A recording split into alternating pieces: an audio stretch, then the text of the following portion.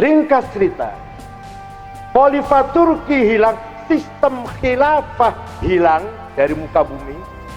Beberapa ulama berjuang, ulama besar, alama berjuang ingin mengembalikan lagi sistem khilafah. Banyak, Duddin Al-Qassam, banyaklah ulama-ulama banyak.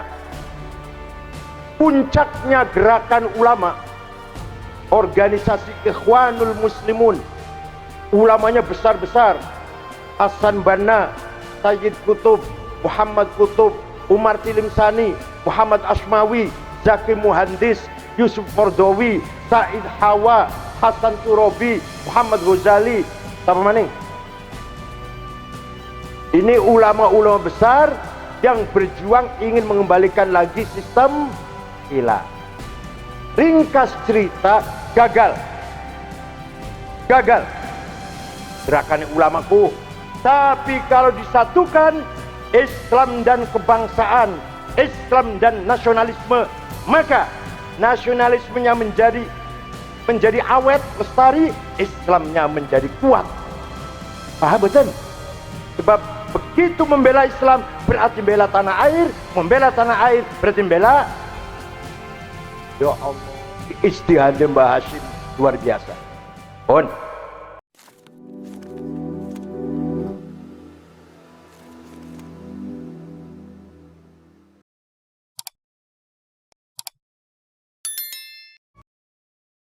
Ceritanya begini, dengarkan ceritanya. Jarang orang bisa menceritakan seperti ini. Iya. Ketika khilafah Utsmaniyah Turki bubar pada tahun 1924, Khalifah Utsmani terakhir namanya Abdul Majid digulingkan, dibubarkan oleh aktivis nasionalis dari Turki namanya Mustafa Kemal Atatürk. Sampai-sampai negaranya menjadi sekuler, azan diganti bahasa Turki, nama diganti Turki, Muhammad diganti Mehmet, Ali diganti Alija, Bagidu jadi Bagido, Khosakji menjadi Khosaji, Kasogi. Alhasil tidak boleh pakai sorban. Imam masjid dari rumah pakai celana, nanti pakai sorbannya kalau sudah di masjid, di mihrab. Kalau keluar dari masjid harus tinggalkan itu sorbannya. Atau itulah sekulerisasi yang dilakukan oleh Mustafa Kemal Atatürk sampai Khalifah Turki bubar. Paham betul? Ketika khilafah Turki bubar, wilayah Islam lagi jadi bancakannya kolonial, penjajah. Maroko, Aljazair, Tunis dijajah Perancis, Libya dijajah Itali, Inggris Sudan dijajah Inggris, Mesir Sudan dijajah Inggris, Syria dijajah Perancis, Irak dijajah Inggris, Indonesia dijajah Belanda. Keadaannya wilayah Islam kayak kudu keadaannya. On ringkas cerita, bakal pengen cerita lengkap masa dewek. Orang tahun paham tak beli mbuh. Ringkas cerita, Khalifah Turki hilang, sistem khilafah hilang dari muka bumi. Beberapa ulama berjuang, ulama besar, alama berjuang ingin mengembalikan lagi sistem khilafah. Banyak, Duddin Al-Qassam, banyaklah ulama-ulama banyak. Kalau dari Sudan siapa namanya, Al-Mahdi itu siapa namanya. Puncaknya gerakan ulama, organisasi Ikhwanul Muslimun, ulamanya besar-besar, Hasan Banna, Sayyid Qutb, Muhammad Qutb, Umar Tilimsani, Muhammad Ashmawi, Zaki Muhandis, Yusuf Qaradawi, Said Hawa, Hasan Turabi, Muhammad Ghazali, siapa maning? Ini ulama-ulama besar yang berjuang ingin mengembalikan lagi sistem khilaf. Ringkas cerita, gagal. Gerakan ulamaku. Muncul lagi ada di sebelah yang lain gerakan orang-orang yang punya ideologi nasionalisme, tapi bukan ulama. Kenapa? Karena partai nasionalisme Arab adalah Al-Ba'ath, yang mendirikan namanya Michel Aflaq, orang Kristen Ortodok, warga negara Suriah, menantunya Golda Meir. Siapa Golda Meir? Perdana Menteri pertama Israel. Ini menantunya ini. Bikin partai nasionalis melawan penjajah. Mengkader orang-orang dari Suriah, Abdul Karim Qasim dan Hafid Asad, ini yang menonjol. Dari Irak, Hasan Bakar, Saddam Hussein. Dari Mesir, Sa'ad Zaglul, Jamal Nasir, Muhammad Najib, Solah Salim. Dari Libya, beberapa orang nanti kemudian Muammar Gaddafi. Dari Tunis, Habib Bourguiba. Ringkas cerita, berhasil. Gerakan nasionalisme ini lahir negara Suriah yang merdeka, negara sosialis sekuler. Lahir negara Irak, tidaknya Hasan Bakar, nanti diganti oleh Saddam Hussein, sosialis sekuler. Lahir negara Mesir, presiden pertama Muhammad Najib, kemudian Jamal Nasir. Malah ulama-ulama tadi yang Hasan Banna, Said Qutb digantung di alun-alun. Ulama digantung di alun-alun jadi tontonan. Said Qutb, Muhammad Asmawi, Zaki Muhandis, Umar Tilimsani. Muhammad Qutb lari ke Saudi, Muhammad Ghazali lari ke Qatar, Yusuf Qaradawi lari ke Qatar. Betul? Jarang-jarang orang ceritanya ini kan.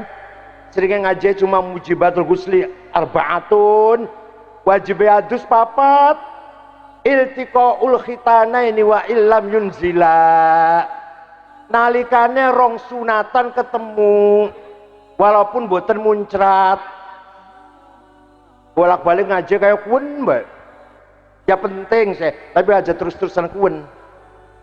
Mana-mana mungkar nakir, mana mungkar nakir. Mungkar nakir sampai jam kin durung bisa nakoni Gus Dur. Karena beli pernah sepi kuburannya. Mungkar nakir beli wani lah durung sepi. Masih ngantri tuh, masih ngenteni bekapan sepi ya. Malah waktu Kiai Bisri Mustafa, bapaknya Gus Mus wafat, ditakoni mungkar nakir marrobuka. Apa jabe Kiai Bisri? Aku saben dino ngejak wong kenal karo Gusti Allah, kau takoni siapa Tuhanmu? Ente malah yang nggak pernah dakwah. Coba katanya, coba kalau mau tanya yang mutu, jangan itu tanyanya katanya. Jangan tanya sama saya marobuka, ganti tanya wong marobuka. Ringkas cerita, lahirlah negara-negara Arab yang tadinya di bawah khilafah Turki menjadi negara sosialis, demokratis, sekuler.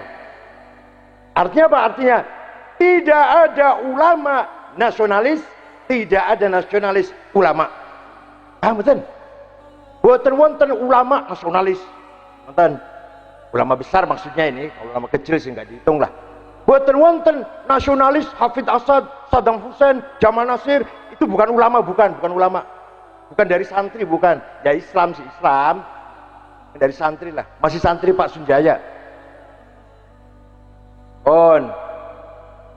Amerika sekutu, deleng negara-negara mau kau sosialis, anti barat, di belakangnya siapa? Kalau anti barat di belakang siapa? Soviet, sosialis. Maka Amerika cepat-cepat bikin boneka.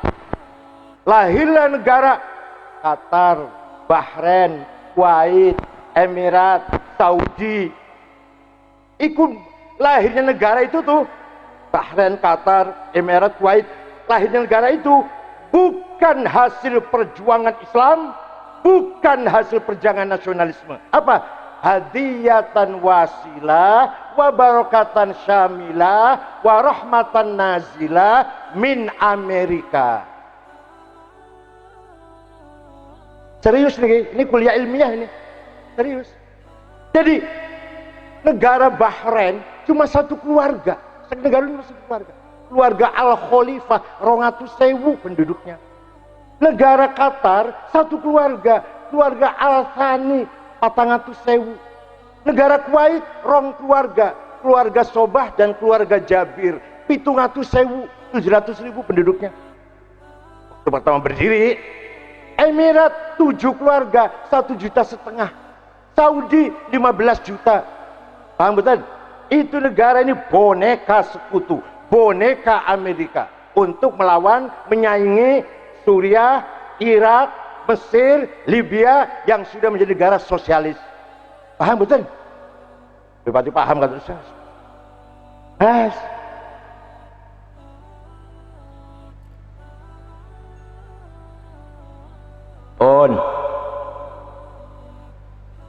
Bareng Kiai Hashim Asy'ari tahun belasan pulang dari Mekah, tahun belasan mengadakan gerakan dengan visi misi menggabungkan antara Islam dan nasionalisme. Jadi Kiai Hashim itu ulama nasionalis ulama. Kiai Hashim itu di Timur Tengah nggak ada. Percayalah, ulang riket 17 tahun kan ngandel kula bela. Kula 17 tahun beli jadi TKW beli. Jadi 17 tahun dikira jadi TKW. TKI kok TKW. Bon. Kiai Hashim Asy'ari berpendapat Islam saja, semangat Islam saja belum tentu mempersatukan umat. Ya Islamnya sih bagus, manusianya ini loh. Nasionalisme saja tanpa Islam, nasionalis sekuler, demokratis, liberal. Islam saja tanpa nasionalis, Islam tidak bisa menyatukan umat. Dengan atas nama semangat Islam belum bisa menyatukan umat. Umatnya ngangel lah. Bukan Islamnya yang kurang, bukan. Tapi kalau disatukan Islam dan kebangsaan, Islam dan nasionalisme, maka nasionalismenya menjadi awet, lestari, Islamnya menjadi kuat. Paham betul? Sebab begitu membela Islam berarti membela tanah air, membela tanah air berarti membela. Ya Allah, ijtihad Mbah Hashim luar biasa. Apakah Kiai Hashim punya semangat nasionalisme karena membaca idenya Michel Aflaq apa ya? Apa karena membaca bukunya Ernest Renan, orang Prancis pertama yang membahas nasionalisme, what is nation? Bukan. Kiai Hashim semangat nasionalisnya bukan karena pengaruh Barat, bukan karena pengaruh Partai Ba'ath, tapi keluar dari iman kepada Allah. Maka beliau punya jargon hubbul waton minal iman billah wa rusulihi wa malaikatihi wa kutubihi wal yaumil akhir wal qadar khairin wa syarrin minallah. Siji maning cinta tanah air. Lamun durung cinta tanah air, durung sempurna imannya. Walaupun iman anukah billahi wa kutubihi wa rusulihi kah.